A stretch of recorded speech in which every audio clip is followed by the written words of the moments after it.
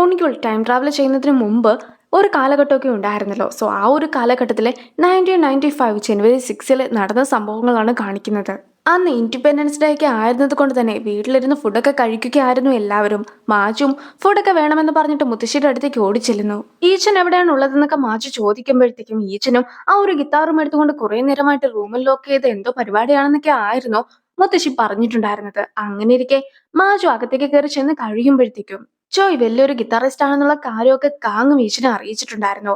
അതുകൊണ്ട് തന്നെ ഈച്ചനാക്കട്ടെ ഇപ്പോൾ അയാൾക്ക് കൊടുക്കുവാനായിട്ടൊരു പാട്ടൊക്കെ റെക്കോർഡ് ചെയ്തിരിക്കുകയാണ്. നാഷണൽ ടീൻ ബാൻഡ് കോൺടെസ്റ്റ് ഒക്കെ നടക്കുവാനായിട്ട് പോക്കുകയാണ്. നമുക്ക് സ്വന്തമായിട്ട് പാട്ടൊന്നും ഇല്ലല്ലോ. അതുകൊണ്ട് തന്നെ ഈ ഒരു പാട്ടൊക്കെ ഞാൻ അയാളെ ഒന്ന് കേൾപ്പിച്ച് നോക്കട്ടെ എന്നൊക്കെ ഈച്ചൻ പറയുന്നു. ഉൺഗ്യോൾ ഉണ്ടായിരുന്നപ്പോൾ നടന്ന കാര്യങ്ങളൊന്നും ആയിരുന്നില്ല ഇത്തവണ നടന്നിട്ടുണ്ടായിരുന്നത്. ആ ഒരു ഗ്യാങ്ങുമായിട്ട് റിഹേഴ്സലിന്റെ തലേ ദിവസം ഇവർക്കൊരു ഫൈറ്റ് ഒക്കെ നടത്തേണ്ടതായിട്ട് വന്നിട്ടുണ്ടായിരുന്നു. അതിനുശേഷം ഒരു സസ്പെൻഷനൊക്കെ കിട്ടുന്നതിന് വക്കിൽ വരെ ഇവർ എത്തുകയും ചെയ്തു. അതുകൊണ്ട് തന്നെ ഇനിയും ഈ ഒരു ബാറ്റിന്റെ പിറകെ പോകുവാനായിട്ട് തനിക്ക് താല്പര്യമില്ല എന്നൊക്കെ മാജുവും പറയുകയാണ്. റിയൽ ആയിട്ട് നടന്നിട്ടുണ്ടായിരുന്ന സംഭവങ്ങളൊക്കെ കാണിക്കുകയാണ്. മെമ്മറി മാനിപ്പുലേറ്റേഴ്സ് ആകട്ടെ അവരുടെ റിഹേഴ്സൽ ഒക്കെ ചെയ്തുകൊണ്ടിരുന്ന സമയത്തായിരുന്നു ആ ഒരു ഗ്യാങ് എത്തിയിട്ട് ഇവരെ അറ്റാക്ക് ചെയ്തിട്ടുണ്ടായിരുന്നത്. സോ ഇപ്പോൾ അവരുടെ കൂടെ ഡോങ്ചിൻ കൂടിയുണ്ട്. പിന്നെ ആ ഒരു ലീഡർ ആകട്ടെ ഇവരെ തല്ലിയതിനു ശേഷം ലൈറ്റ് ഒക്കെ ഊരി വിട്ടിട്ടുണ്ടായിരുന്നല്ലോ, അത് നേരെ ചെന്ന് കാങ്ങിനിട്ടായിരുന്നു കൊള്ളുന്നത്. അവൻ അങ്ങനെ 12 ആഴ്ചയോളം ഹോസ്പിറ്റലിലുമായിരുന്നു. ആ ഒരു സംഭവത്തിന് ശേഷമായിരുന്നു ഡോങ്ചിനും ആ ഒരു മാനുഗ്രൂപ്പ് ഒക്കെ നിർത്തി പോയിട്ടുണ്ടായിരുന്നത്. അത്രയും പ്രശ്നമൊക്കെ ആയ സമയത്ത് ലീനെ ആകട്ടെ പള്ളിയിലൊക്കെ കൊണ്ടുപോയി ഉപദേശിക്കുകയായിരുന്നു ചെയ്തിട്ടുണ്ടായിരുന്നതെങ്കിലും നോയിനെ അവർ വിദേശത്തേക്കൊക്കെ പഠിക്കുവാനായിട്ടും വിട്ടു. നമ്മുടെ കൂടെ ഉണ്ടായിരുന്ന ആരും തന്നെ ഇപ്പോൾ ഇല്ല എന്നൊക്കെ മാജു പറയുമ്പോഴത്തേക്കും പുതിയ ആരെങ്കിലും റെക്കമെൻഡ് ചെയ്യാവോ എന്നൊക്കെ ചോദിക്കുവാനായിട്ടാണ് താനും ചോയിനെ കാണുവാനായിട്ട് പോകുന്നതെന്നൊക്കെ ആയിരുന്നു ഈച്ചനും പറയുന്നത്. പക്ഷെ മാജുവിന് ഈച്ചൻ പറഞ്ഞതിനോട് ഒട്ടും തന്നെ യോജിക്കുവാനായിട്ട് സാധിക്കുന്നുണ്ടായിരുന്നില്ല. അങ്ങനെ ഇരിക്കെ മാജുവിന്റെ അച്ഛന്റെ ഒരു മെസ്സേജ് ഒക്കെ വരുമ്പോഴത്തേക്കും അത് നോക്കുവാനായിട്ട് അവനും പോകുന്നു. അങ്ങനെ ഈച്ചനും തനിച്ച് ചോയുടെ കടയിലേക്കൊക്കെ എത്തുകയാണ്. പക്ഷെ ചോയ് ആകട്ടെ താൻ തിരക്കിലാണ്, അതുകൊണ്ട് തന്നെ കട ക്ലോസ് ചെയ്യുകയാണെന്നൊക്കെ പറയുന്നു. എനിക്ക് വേണ്ടി ഒരു 30 മിനിറ്റ് ചിലവഴിക്കാമോ എന്നൊക്കെ അവൻ ചോദിക്കുന്നുണ്ടെങ്കിൽ പോലും ചോയ് അതിനോട് യോജിക്കുന്നുണ്ടായിരുന്നില്ല. അതുകൊണ്ട് തന്നെ എന്റെ ഈ ഒരു സോങ് വെറും 3 മിനിറ്റ് മാത്രമാണുള്ളത്, നിങ്ങൾ ഇതൊന്ന് കേട്ട് നോക്കാമോ എന്നൊക്കെ ചോദിച്ചുകൊണ്ട് അവനും യാചിക്കുന്നു. എല്ലാവർക്കും അവരുടേതായിട്ടുള്ള ജോലികളൊക്കെ ചെയ്യുവാനുണ്ടാക്കും. അതിന്റെ ഇടയ്ക്ക് ഇങ്ങനെ ശല്യം ചെയ്യുവാനായിട്ട് എത്തരുതെന്നൊക്കെ ചോയ് പറഞ്ഞിട്ടുണ്ടായിരുന്നത് കൊണ്ട് തന്നെ നിരാശപ്പെട്ട് അവനും അവിടെ നിന്നും പോകുകയാണ്. അന്നത്തെ ദിവസമാകട്ടെ ഒരുപാട് നിർഭാഗ്യങ്ങൾ ഒന്നിച്ചായിരുന്നു വന്നിട്ടുണ്ടായിരുന്നത്. ചോയ് ഈച്ചിന്റെ പാട്ട് ഒരു 5 മിനിറ്റത്തേക്കെങ്കിലും കേൾക്കുകയായിരുന്നെങ്കിൽ ആ ഒരു വലിയ ട്രാജഡി സംഭവിക്കുകയില്ലായിരുന്നു എന്നൊക്കെ ഒരു നറേഷനും കേൾപ്പിക്കുന്നു. ഒരു കുട്ടി തനിച്ച് റോഡരികിലൊക്കെ നിന്ന് കളിക്കുമ്പോഴത്തേക്കും നീ ഈ ഒരു സ്ഥലത്തൊന്നും ഇങ്ങനെ തനിച്ചു നിന്ന് കളിക്കുവാനായിട്ട് പാടില്ല, ഇവിടേക്ക് ഒരുപാട് വണ്ടികൾ വരുന്നതാണെന്നൊക്കെ ഏച്ചനും അവനോട് പറയുകയാണ്. അന്ന് ചോയിനെ കാണുവാനായിട്ട് ഒരു ഗസ്റ്റ് ഒക്കെ എത്തിയിട്ടുണ്ടായിരുന്നു. ആ ഗസ്റ്റ് ചോയിനെ കാണുവാനായിട്ട് എത്തിയിട്ടില്ലായിരുന്നെങ്കിൽ എന്നൊക്കെ നാറേറ്ററും ആഗ്രഹിച്ചു പോകുന്നു. അച്ഛനെ സഹായിക്കുവാനായിട്ട് കടയിൽ നിൽക്കുന്ന മാജു ആകട്ടെ അവനെ ഒറ്റയ്ക്കാക്കി പോകാതിരിക്കുകയായിരുന്നെങ്കിൽ എന്ന് കൂടി നറേറ്റർ ആഗ്രഹിച്ചു പോകുന്നു. അങ്ങനെ ഇരിക്കെ മറ്റൊരു സംഭവം കൂടി കാണിക്കുകയാണ്. അന്ന് നാഷണൽ ഹോളിഡേ അല്ലായിരുന്നെങ്കിൽ ഇതുപോലത്തെ ഒരുപാട് കാര്യങ്ങൾക്കിടയിൽ ഏതെങ്കിലും ഒരു കാര്യം മാത്രം നടക്കാതിരിക്കുകയായിരുന്നെങ്കിൽ എന്നൊക്കെ അയാൾ പറയുമ്പോഴത്തേക്കുമാണ് മദ്യപിച്ചെത്തുന്ന ഒരാളൊക്കെ കാർ ഓടിച്ചു വരുന്നത് കാണിക്കുന്നത്. അങ്ങനെ ഇരിക്കെ ഈച്ചൻ സംസാരിച്ചുകൊണ്ടിരുന്ന കുട്ടിയുടെ കയ്യിൽ നിന്നും ടോയൊക്കെ റോട്ടിലേക്ക് പോകുമ്പോഴത്തേക്കും അവൻ അപകടത്തിലാകാതിരിക്കുവാനായിട്ട് അവനെ രക്ഷിക്കുവാനായിട്ടൊക്കെ ഈച്ചൻ ഓടിച്ചെല്ലുന്നു. അങ്ങനെ ഇരിക്കെ ആ ഒരു കുട്ടി രക്ഷപ്പെടുകയും മദ്യപിച്ച് കാർ ഓടിച്ച ആ ഒരു വ്യക്തിയാകട്ടെ ഈച്ചനെ ഇടിച്ചിടുകയും ചെയ്യുന്നു. അന്ന് അവൻ കണ്ടുമുട്ടിയിട്ടുണ്ടായിരുന്ന ഏതെങ്കിലും ഒരു വ്യക്തിയെങ്കിലും മാറി ചിന്തിക്കുകയായിരുന്നെങ്കിൽ അവന്റെ ലൈഫ് തന്നെ മാറ്റുവാനായിട്ട് സാധിക്കുമായിരുന്നു എന്നൊക്കെ ആയിരുന്നു ഓൺഹോ പറയുന്നത്.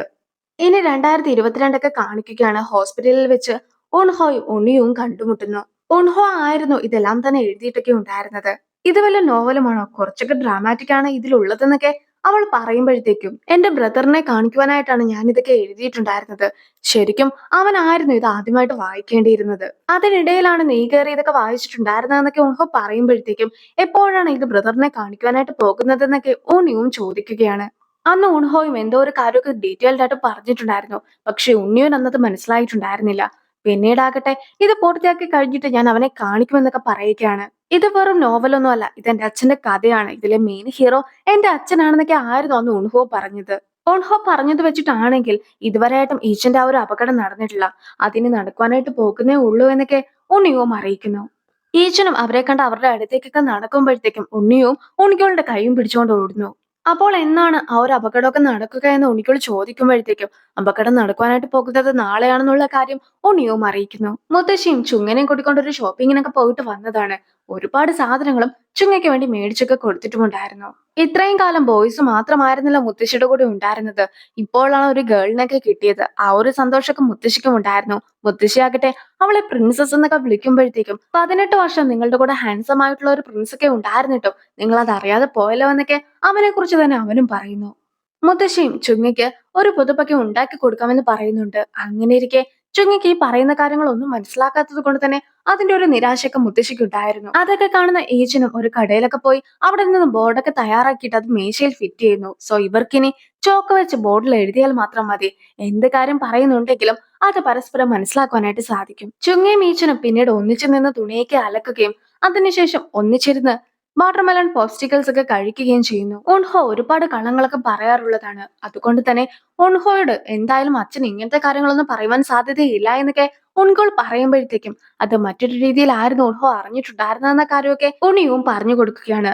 അതുകൊണ്ട് തന്നെ 2022 നടന്ന മറ്റൊരു സംഭവം കാണിക്കുന്നു. ഉൺഹോയ്ക്ക് കാലിനൊരു അപകടമൊക്കെ സംഭവിച്ച് ഹോസ്പിറ്റലിലായിരുന്ന സമയത്ത് ഈച്ചനായിരുന്നു അവനെ നോക്കിക്കൊണ്ടൊക്കെ ഇരുന്നിട്ടുണ്ടായിരുന്നത്. അങ്ങനെ ഇരിക്കെ അവിടെയും മാജു എത്തുന്നു. മാജുവും ഓടിച്ചെന്നിട്ട് നീ അപ്പോൾ ജീവനോടെ തന്നെ ഉണ്ടായിരുന്നല്ലേ, എന്നാൽ നീ എന്റെ ഒപ്പം ഒന്ന് കഫേ വരെ വരാമോ എന്നൊക്കെ ചോദിക്കുകയാണ്.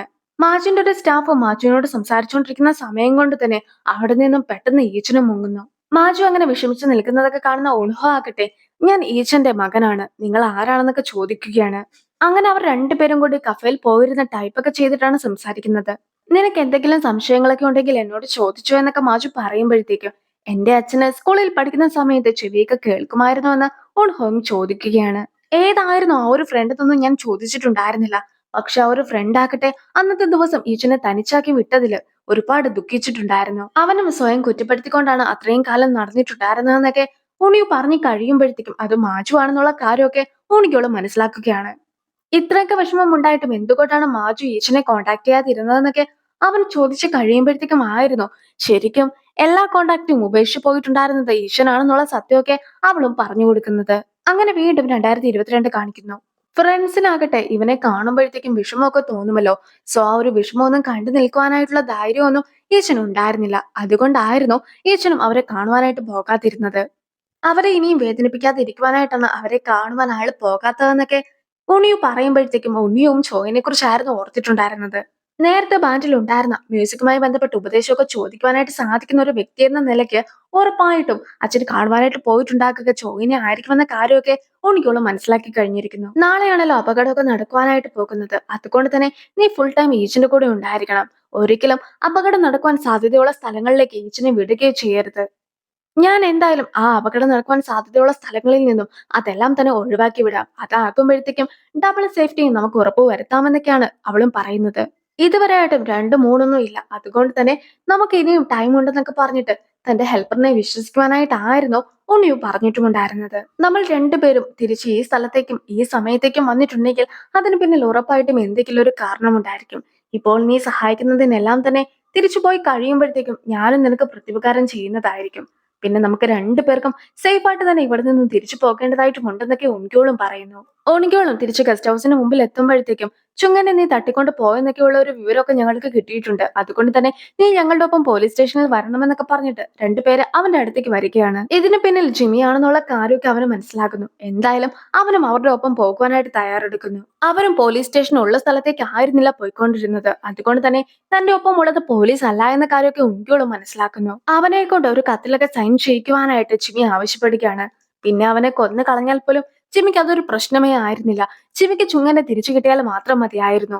ഉണ്ണിക്കോളിന് ഇലക്ട്രിക് ഷോക്ക് ഒക്കെ അടിച്ചിട്ടുണ്ടായിരുന്നത് കൊണ്ടാണല്ലോ ചുങ്ങയുടെ ഫാമിലിയിലൊക്കെ അവര് കയറേണ്ടി വന്നിട്ടുണ്ടായിരുന്നത്. സോ അവരുടെ ഫാമിലിയിൽ ഒരുപാട് പണമൊക്കെ കണ്ടിട്ട് അവളെ തട്ടിക്കൊണ്ടു പോകാനായിട്ട് മുൻപ് തന്നെ പ്ലാൻ ഇട്ടതാണെന്നും അവളെ പഠിപ്പിക്കുവാനായിട്ട് നിന്നിട്ടുണ്ടായിരുന്നതും ഈ ഒരു പണം തട്ടുന്ന ഉദ്ദേശത്തോടു കൂടി ആയിരുന്നു എന്ന രീതിയിലൊക്കെ എഴുതിയിട്ടുണ്ടായിരുന്ന ഒരു പേപ്പറാണ് ഇപ്പോൾ ഉണ്ണിക്കോളിന് അവർ കൊടുക്കുന്നത്. ആ ഒരു പേപ്പറിൽ സൈൻ ചെയ്യുവാനും കൂടി ഉണ്ണിക്കോളിനോട് ആവശ്യപ്പെടുന്നു. ഇപ്പോൾ ഉണ്ണിക്കോൾ അതിൽ സൈൻ ചെയ്ത് കൊടുക്കുകയാണെങ്കിൽ അവനെ വലിയൊരു ഷിപ്പിലൊക്കെ അയക്കുന്നതായിരിക്കും. അതേസമയം അവൻ സൈൻ ചെയ്യുവാനായിട്ട് തയ്യാറല്ലെങ്കിൽ അവിടെ വെച്ച് തന്നെ അവനെ കൊല്ലുവാനായിട്ടായിരുന്നു ഇവർ പ്ലാൻ ചെയ്തിട്ടുണ്ടായിരുന്നത്. സ്വന്തം ലൈഫൊക്കെ റിസ്കിലാണെന്ന് മനസ്സിലാക്കുന്ന ഉണ്ണിക്കോളും പേപ്പറിൽ സൈൻ ചെയ്ത് കൊടുക്കുന്നു. ഇനി സൈൻ ചെയ്ത പേപ്പർ ജിമ്മിക്ക് അവർ അപ്പോൾ തന്നെ അയക്കുന്നുണ്ട്. ഉണ്ണിക്കോളിനെ വെറുതെ വിടാമെന്നൊക്കെ പറഞ്ഞിട്ടുണ്ടായിരുന്നത് കൊണ്ടാണ് ഉണ്ണിക്കോൾ സൈൻ ചെയ്തിട്ടുണ്ടായിരുന്നതെങ്കിലും ഇപ്പോൾ ആകട്ടെ അവർ ഉണ്ണിക്കോളിനെ പിടിച്ചുകൊണ്ട് മറ്റെങ്ങോട്ടോ പോകുകയാണ്. ഈ ഒരു വീഡിയോ അങ്ങനെ അവസാനിപ്പിക്കുന്നു. അടുത്തൊരു വീഡിയോ ആയിട്ട് ഇത്രയും വേഗം കാണാം. ബൈ.